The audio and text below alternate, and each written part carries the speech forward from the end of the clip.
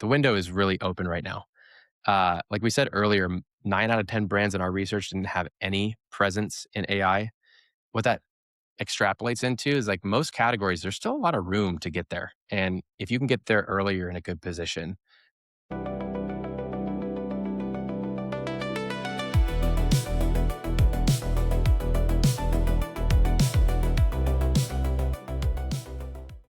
Hey, how's it going? I'm Michael Transon. I happen to be the founder and CEO of a search agency for about the last 14 years, but I'm also a professional skeptic in this industry that tends to sell a lot of certainty. So, this podcast is called The Search Signal. We're going to be spending time here talking about what is changing in the world of search marketing and what it also means for you and for the companies that you work at. So, before we get into today's actual episode, I'd like to spend some time rolling through what's happening in the world of search and some news from this week. So, I've got four things that I'd like to talk you through from Google and also two studies that I want to walk through. So, let's dive in.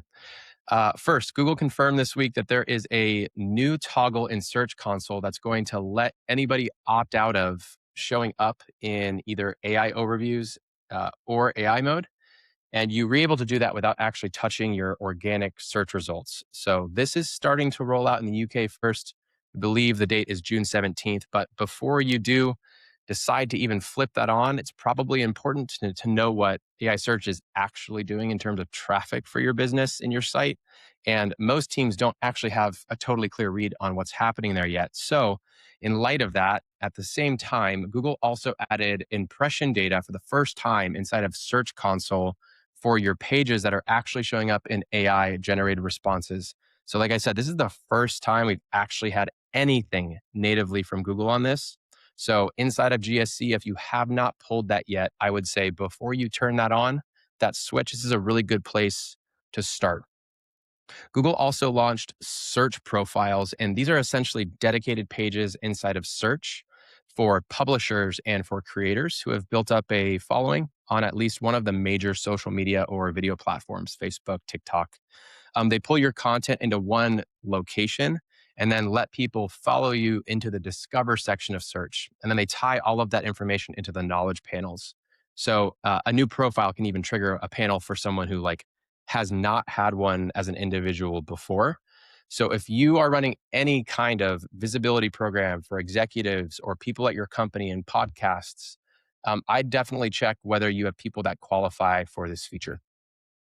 The other one is Ask Maps is rolling out on mobile, which changes how local search is handling complicated questions from users. So somebody can ask about hours and amenities in just one simple shot, and Google builds a single answer, and they're pulling this from your Google business profile and also third party sources at the same time. So if you've got physical locations, what I'd probably check if I was you is whether your profiles are actually complete enough to show up when someone's question is crossing a few different conditions all at the same time.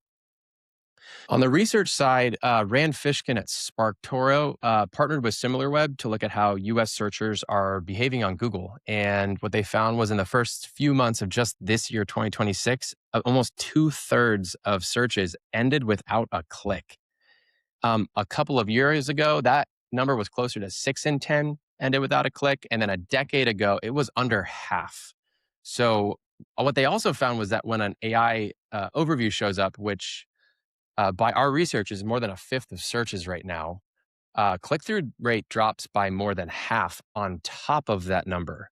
So if I was you, if your whole mental model of search is only a traffic channel to the website, the data has just been moving away from that for really a while now. And it is really starting to pick up speed this year, something to keep an eye on. And then the last one, Burson, which is a communications firm, they looked at about 50,000 AI generated responses across a couple dozen companies and on a few of the platforms. And well, what they ended up finding in their study is that getting mentioned in AI answers, surprise, does not automatically buy you credibility. What I mean by that is the brands whose claims people ultimately believed were the ones making concrete and very checkable statements, actual facts, like their product details, or specifics about how the business actually operates versus vague like positioning language, which got mentioned but didn't actually move anybody to do anything with. So, which if you go read what most brand positioning documents and things say, this might be a bigger problem than the visibility one. All right, that's the news. Let's get into this week's topic. So today's topic are AEO and SEO the same thing? So if you have asked that question at all lately, you've probably gotten two very, very different answers. And the problem is that both of them probably sound pretty convincing. You probably have heard somebody pitch you that AEO is a completely different discipline and it's got its own budget.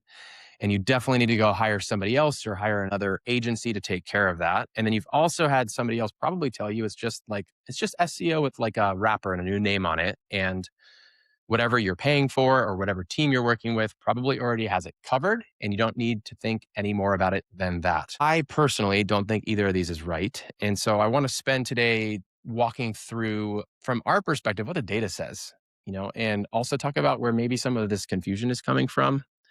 I want to talk about how to even measure AI visibility in the first place. Then we're going to talk about what's happened to the relationship between organic search rankings in Google and AI rankings and citations over the last like 18 or so odd months. And then we'll wrap up by talking about what research says and kind of predicts what AI visibility is and what we don't need to be doing to rank there. So everything that I referenced today is going to be linked in the show notes, all the studies and data. So if you want to dig in further yourself or you want to check them out yourself, the studies are going to be there and you can read them whenever you'd like. So by the end of this, my hope is first and foremost that you simply have a clear understanding of what SEO and what AEO are and how they are both, very similar in some ways, but then they are also very, very different in others. So let's dive into this thing. So, why has AI search created so much just general confusion amongst marketers, search marketers, general marketers alike? I mean, part of it probably has to do with the fact that right now we're dealing with a bit of an acronym soup, right? Like every couple months, there's a new label that gets attached to this new space of search work. You've got AEO, GEO, AI SEO, LLM optimization, right? And, the second something has a name, somebody's probably going to start selling it to you as either a threat or an opportunity to take advantage of. And that whole system has really been going on for a couple of years now. And the negative impact of that, it's really made it hard to take a genuinely important question and answer it. It's way harder to answer it than it should be. And the question underneath all of it at the end of the day is, I think, pretty simple. It's does the same investment that has been historically building your organic visibility also build your AI visibility and your visibility in AI answers? Or are those two just very different types of work? Because that answer changes how you are doing things like allocating your budget or whether the program for organic search and SEO you've been running for a long time actually covers this really new important part of the buyer's journey that's happening in LLM platforms that's growing very, very quickly. The good news about where we're at right now is there's starting to be enough measurement data happening across enough websites and enough brands to begin to give us a bit of an answer. So part of this is going to probably look different in 6 months, given how fast this space is moving. But I think it's a good grounding point. And the data, in my opinion, beats a lot of those confident opinions you might be hearing or being pitched that have been filling the void as everybody has been trying to figure it out. So before we get into the data itself, I do want to just spend a minute on talking about what we're even measuring because we don't use the right language here. It can cause a lot of confusion, and you might be feeling that yourself when we start going downstream and talking about implications to budget and where your money should be going and what you should be tactically executing on. So when people say like AI visibility, there's really only two specific signals in that universe, and they behave a little bit differently. So the first one that I want to define and talk about is something called mention rate. This is how often an AI platform actually names your brand in a response when someone asks a question in your general category. And the second one I want to define is citation rate. What this means is how often a platform will actually link to content on your website or a URL on your website as a source when it's building that answer. So, those are two specific things. And it's important to know that a brand can be mentioned without being cited. And then it can also be cited without being mentioned. So, these are two, different situations, being cited and not mentioned, mentioned and not cited. And there's two different problems that are behind them. And I'm going to talk about those today. So if you're getting mentioned, but you're not getting cited, right? What that means is that the AI actually knows who you are. It associates you or your business or your firm with the category you're in, but it's not treating the content on your website as what I'd say like referenceable material that ultimately is going to be worth linking to. But then if you're getting cited and not mentioned, it's kind of the inverse. So the AI is pulling content from your site to build some answers, but your name's not actually getting surfaced in the response itself. There's a category later in the episode today where that inversion also shows up in a pretty extreme way using some examples from research we have. And I'm excited to get into that with you. So the way that I would say I would want you to hold these two things in your head. Mention rate is whether AI systems recognize you. So, who you are and what you do. And then citation rate is whether they actually trust your website and your content as a legitimate source. So, you want a picture of both. And as we'll see, there's like a lot of variation that actually happens across different industries, regardless of how well the businesses and brands in them are operating and doing good quality AEO work. So, with definitions of those two items, brand mention rate and citation rate out of the way, I want to start digging in and looking at what the trend data is showing us right here, right now. So, the most direct way to test whether AI visibility and organic visibility are the same thing is just simply to measure how much they are overlapping. So, what I mean by that is if ranking well organically is going to reliably get you some responses and AI answers, you'd see those pages AI platforms are citing lining up really tightly with those same pages you have at the top of organic search results for the same types of questions and queries. And you'd also see that continue over time. If I show up in AI search and I show up in organic search for the same pages, for the same results, that overlap is high. And if it's high and stable, great. What that means is that your existing SEO spend is really doing double duty, which is great news, right? But if it's low or if it's falling, that would say you've got a coverage gap. And the traditional SEO work you might be doing is not going to continue to close that. It's going to get worse. When we look at the data, there was a study in late 2024. There was actually a couple analyses, and they found something like 3/4 of the AI overview citations, which are at the top of organic search, came from pages that were ranking in the top 10 organically for the same query, right? Um, but then about a year later, there was another study run by Bright Edge, and it went from a lot to a little over half. And then by earlier this year, there were two other analyses that had it somewhere between a fifth and a third, and depending on what numbers and which studies you look at. So this is not a slow drift. What the relationship is seeing is between what ranks and what gets cited, that relationship has changed a lot and in a really short window. And all the data is pointing it's only going into one direction. So, and again, all of those studies are going to be in the show notes. So if you want to dig into what each of those studies are showing and how that has declined over time, please jump in there and check them out yourself. Now, with that said, the mechanism is the next question. Like, why is this happening? Because understanding what's causing this shift to change gives us an idea of what to do about it as marketing professionals and search professionals as we're trying to improve our presence in AI search while not saying no to SEO. So when a buyer is asking an AI something like, for example, like what's the best enterprise data management platform for a healthcare company? The AI itself is not just running that one single search and it's not just matching it to one page. It decomposes it. it breaks that question apart into a bunch of little sub questions. And then it goes out and it starts retrieving sources across all of those all at the same time. With my example, it'd be things like what's enterprise data management, or who are the leading vendors? What are the healthcare specific requirements? What do customers say about implementation? Those are all different sub questions. So the reason why I bring that up is, a brand in that space that holds a really strong position on the primary keyword, but then has thinner coverage across all of those smaller subqueries and adjacent questions that AI is asking, can actually rank really well in search and still be missing from huge chunks of what the AI response is stitching together, and ultimately not show up as either a citation or a brand mention. What this means is the question stops being, how do you rank for a specific term? And it is evolving and it's starting to become like, do you have actual authoritative content across the full range of questions that someone in your category, a buyer, is going to actually have and ask?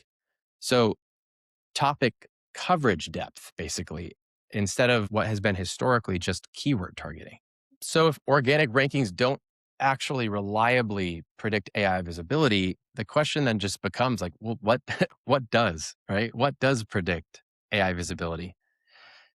There are some studies out here that research this. So Ahrefs went looking at this. They looked at something like 75,000 different brands. It was a huge study trying to find what correlates most strongly with specifically AI overviews. And a couple of things they found was, number one, it wasn't something called domain authority, and it wasn't another thing called backlink counts, which are two very important metrics in SEO. What it actually was is how often a brand just simply gets mentioned by name across the web. And in things like articles or in reviews or comparison pages or industry reports, right?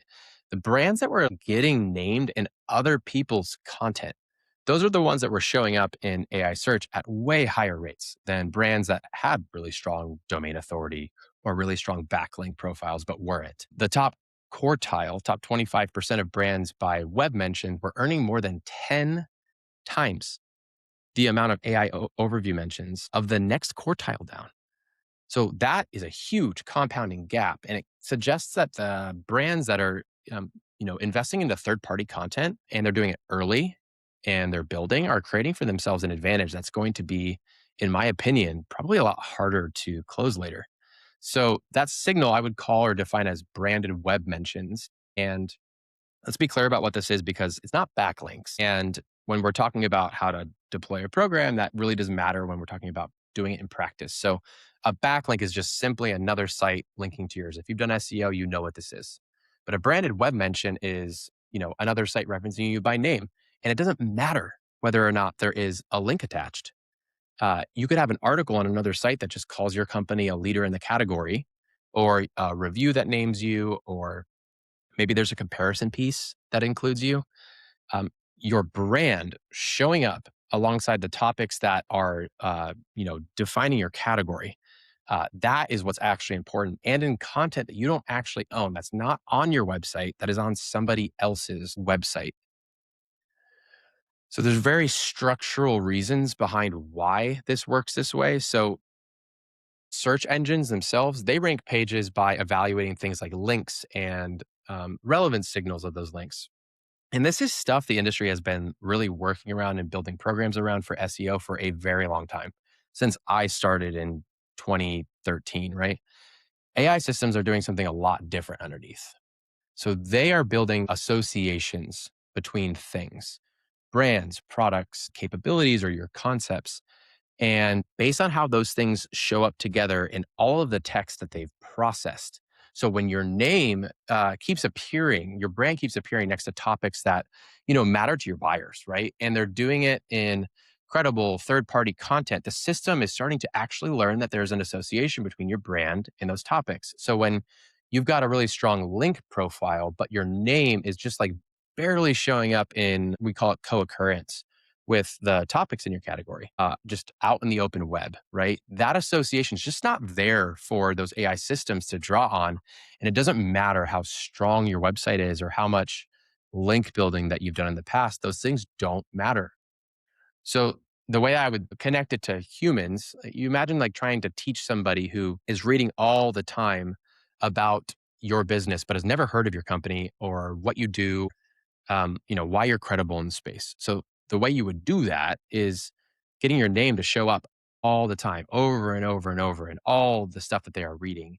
And you want to be associated next to the problems that you solve or the services that you offer, or the products you offer. And that's basically what these systems, these AI systems, are doing with the general text of the web. So that's the third party research. Now, let's talk about what Victorious, our company, has found in some of our own data and some of our own research that we've conducted over the last 6 to 9 months. So we went out and we did our own test. We tested a couple hundred different brands across 5 different industry verticals, 5 major ones we work with. And we looked at over 100,000 prompt responses in AI. And then we cross referenced those responses against organic performance data. This is in our Q1 quarterly search report, which is linked in the show notes. I would highly recommend you take some time to read that. There's a lot of good nuggets in that. But to talk about how it relates to this, so across the whole data set of the research, the correlation that we found between domain authority and citation rate in AI was essentially zero. And then against the mention rate, it was barely above zero. So aligning with a lot of the third party research that we were talking about earlier. What this means for search is that the metric the industry has really used for years as what I would say is like the main proxy for whether you are authoritative in search, your website's authoritative, has really no meaningful, like predictive relationship with AI visibility. And, domain authority is in almost every SEO report and in almost every pitch. It's something we talk about with our clients. Clients ask us about. It's been historically how progress gets measured and also how oftentimes people's marketing budgets get justified. So what I would say for you, if you've been building domain authority as a thought to a route to AI visibility, the data says these are not correlated and they're very different things. So I'm not saying that that work is not valuable. It's been, historically done for really good organic search reasons. But when you're looking at AI visibility, focusing on domain authority growth is absolutely not going to close the gap. This is what the data says. But organic traffic, right, which is the actual business outcome that domain authority was always trying to approximate, that did show a pretty moderate real relationship with AI mentions. So not domain authority, but organic traffic. So what that means is the underlying result of good actual SEO work does transfer to AI visibility to a meaningful degree. But the proxy metric, domain authority, does not. So there is a correlation between high quality, good SEO traffic and AI visibility. Um, we also took it some time to break this down by vertical. And I think this is some really interesting information, especially if you are in one of these spaces. We're going to start with healthcare. So in our study for healthcare, we saw that they had businesses in this space had the strongest combined performance in the data set, which means they were being named often in AI and they were also being cited often in AI. And the reason for this is healthcare brands really come with very clear entity identifiers. They've got provider names, they have specialties they offer, locations they work at. A lot of them are have affiliations with networks. So what that means is the AI has a lot of really organized, helpful information to just kind of grab onto and bring into their corpus. SaaS also did well on both, but it was for a bit of a different reason. So, as you can imagine, the content ecosystem around software, due to content marketing, is super dense. There's a ton of reviews, lots of comparisons. A lot of SaaS providers get editorial coverage all over the place. And that is what we noticed AI systems are drawing from pretty consistently for that specific vertical. Then you have financial services. I thought something was really interesting in this, where citations actually ran a little bit ahead of mentions. That category, financial services, carries a lot of editorial media coverage. And the AI platforms are seemingly treating these publications as pretty authoritative. So um, brands are getting pulled into citations that are being used from these publications, even when the brand itself isn't the focus of the answer. So be a third party piece of content on an editorial page that includes information about the brand, but doesn't talk about them in a marketing way. And then there's legal. I talked about an inversion earlier. legal services is that the brands in legal services got mentioned. The brand mention rate was like less than 1% of relevant responses, which was low. But then they got cited in more than 1 in 10 responses. So that is a 10x differential.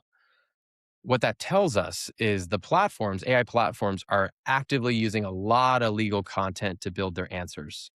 And the content on the sites for these legal firms are doing a lot of work, but the firm behind the content almost never gets named, which means the brand, it's we're not getting credit for any of it. So stepping away from that, the way I'd read about that issue is it's more of like an entity recognition program, not an issue with good quality content on the website. So the content's obviously clearly good enough because it's getting cited, right? But what's missing is that there's not enough signals around that content that connects it to a specific brand identity that is clear enough for the AI to surface the attribution, right? And the way to solve that is not to just produce more content, uh, which if you are in the space where you're getting cited a lot, but your brand name's not coming up, it's probably what a lot of people are telling you to do. The answer is more about third party content and getting your brand to co occur with these topics.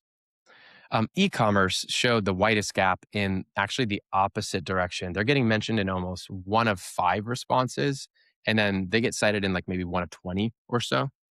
So those brands are recognized because of their marketplace presence and consumer familiarity, right? The AI knows that they exist, but their owned content is not being treated as, referencing material. So recognition and citation authority are like pretty much running independently of each other there. And you know, e-commerce also is a lot more focused on transactional or commercial based purchases versus legal might be more around informational. So one other thing I'd point out is that almost 90% of the brands in our data set actually didn't have any AI mentions at all in the first quarter of this year. So what that means is like for most companies in most categories, the window to build a really good, meaningful AI presence before the space gets really contested and heavily invested in is still pretty open. I don't know how long that's going to be true. I don't know how it's going to stay true. But what I would say is right now, it is true. And it is absolutely something that brands need to be considering as they're determining where they want to be putting their budgets, whether it is to be reappropriating SEO budget or putting more budget towards the AI search program and continuing to push forward in their organic search program itself. So let's come back to where we started, which was is AEO just, SEO by another name or is it different? So what our research shows and what we talked about in today's episode is that the brands with the strongest AI visibility didn't really build some separate AEO program. They're the brands who took SEO programs and took clarity of building their entity and associations between their brand and what they do in third party content seriously from the very beginning. And they built presence and content they don't own, and they did that with depth across the various types of topics that their buyers care about and AI systems are asking questions about. So, what's reassuring is that none of these are new requirements that AI search just suddenly invented by existing. They're parts of search authority that uh, have always been there, but the shallow and like metrics chasing programs and SEO strategies were always skipping them. So the difference is that organic rankings really never exposed the skipping. You could really hold good rankings and search through just strong technical optimization and through link acquisition. And you could do that without ever really building strong third party brand presence that these AI systems are now starting to reward. So the rankings looked healthy while the underlying authority just wasn't there yet because it was focused on something else. AI search is the thing that finally has made that gap visible, which is uncomfortable if you've been optimizing for the metric like domain authority or the total keywords you're ranking for instead of the thing that the metrics are supposed to represent, which is brand authority. So the honest, I would say, answer to today's episode, has two halves. So AI search and SEO they're not the same thing, in the sense that, the same metrics cover both, or that, organic rankings and the keywords that you rank for are going to tell you anything, reliable about your AI visibility. They just don't. And, we just walked through a lot of that. But I would also say they're not two separate disciplines that need two very different programs or two separate budgets. It's the same essentially underlying project, which is this: building authority for your brand around the topics your buyers care about. And it's just simply going to be measured across two different surfaces. And then when we look at brands with AI visibility gaps, it's almost always the same underlying issues. So you've got things like thin signals and a weak presence in third party content. Usually, these brands have shallow topic coverage on their site. Underneath that, they don't talk about all of the various areas that they should be. They're not publishing enough content. Those are SEO problems that really existed before AI search did. Um, AI search is just, in my opinion, a new diagnostic that finally caught them. And now, because buyers are moving to those platforms, we have to do something about that. So if you're sitting there wondering whether you need a new budget or a new plan for AEO, probably not, right?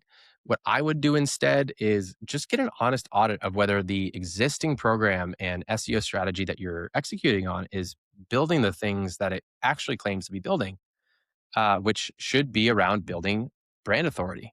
And start measuring your AI separately from your rankings, because your rankings are going to tell you almost nothing about what's actually happening on the AI surfaces. So, as we wrap up today's episode, here's what I'd probably take into your next day to day, your marketing meetings, as you're planning your budgets, as your executives are asking you what we're going to do about AI search.